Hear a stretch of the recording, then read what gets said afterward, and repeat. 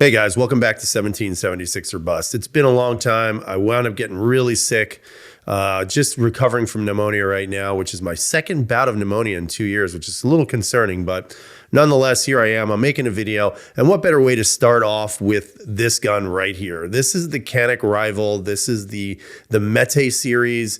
This gun has been out for a little while. You've probably seen 2.5 million reviews on it.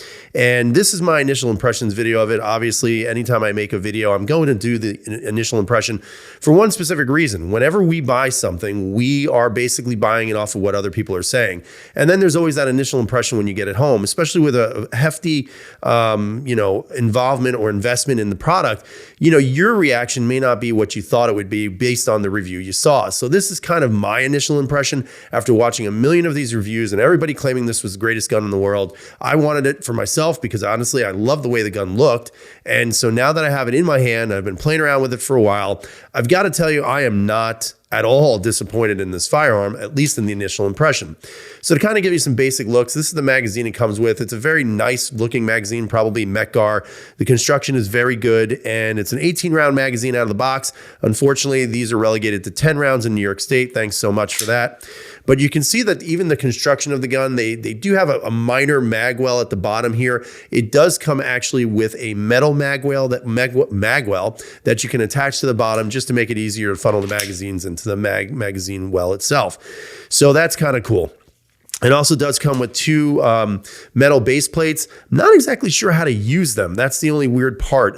So if anybody's got some tips or ideas on how the hell to attach them, let me know. I've been playing around with them.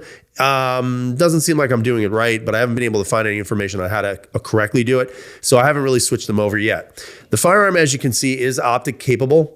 So you do have the removable plate in the back, and it does come with attachable plates to the slide for the optic of your choice, which again, kudos to Canik. There are still some manufacturers, weirdly enough, who are sending these guns out from the factory optic ready with no additional plates, which kind of boggles your mind when you're paying $500–600, if not sometimes more than that, and they can't even give you those adapter plates. So kudos to Canik for that. Very smart idea. In regards to the actual aesthetic value of the gun, I mean, just the way the gun looks, guys, it's a really nice looking firearm. You can see it's a very aggressively cut slide. You have these very, very deep serrations in the front, not so deep in the rear, which is kind of interesting, I guess, due to the fact that eventually, because it's a competition firearm, you're going to have an optic on here anyway. So the likelihood of you racking your slide from the rear versus the front might be negated as a result. You do have some lightning cuts on the front of this, or I should say the top of the slide, and also on the sides, and also on the bottom, which is kind of cool. It gives it that really overly aggressive look, and you can see that the barrel itself actually also has some nice little features of cuts on here as well, just to make it a little bit more custom looking, but nonetheless, just really, really a nice looking firearm. The controls are ambidextrous in regards to the slide release and the slide lock. However, the magazine release, you can switch over to the other side. So for all you lefties, this gun is for you as well. Again, all the controls are very easily to maintain and very easily to use. The grip itself, I have to say I'm very impressed with it. It just gives you the right amount of bite on the grip. The texturing of the grip, you can see you have kind of like almost like a diamond pattern in the back here, and then kind of a sandpapery texture here on the sides and also on the front. Not overly aggressive, but not under aggressive. So I would say it's maybe like a B plus texturing on the grip.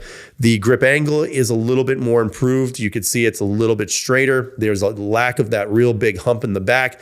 Again, it does come with some back strap replacements that you can put on here, but this is what came standard out of the box, and it feels pretty darn good. The sight picture on here is excellent. It does come with your standard Canik fiber optic front with your blacked out rear. This is adjustable height wise and also left and right.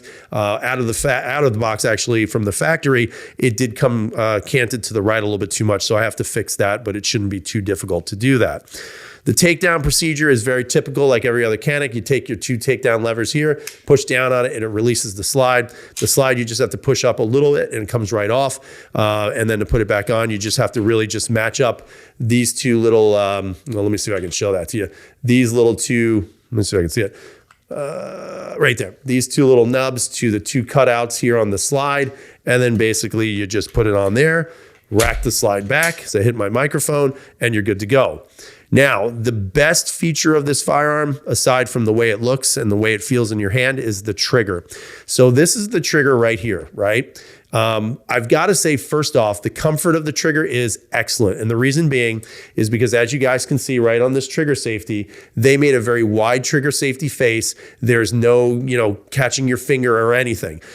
To me, that's amazing. It's reminiscent to me of a Steyr trigger safety, because at the time before I received this gun, the Steyr trigger safeties are the widest and the fattest trigger safeties on the market. And in my opinion, I like that because it adds the additional comfort where your skin on your finger isn't going to get nailed every time you pull the trigger. The trigger pull is fantastic, guys. It's very smooth, very relatively short take up. And then there's your break.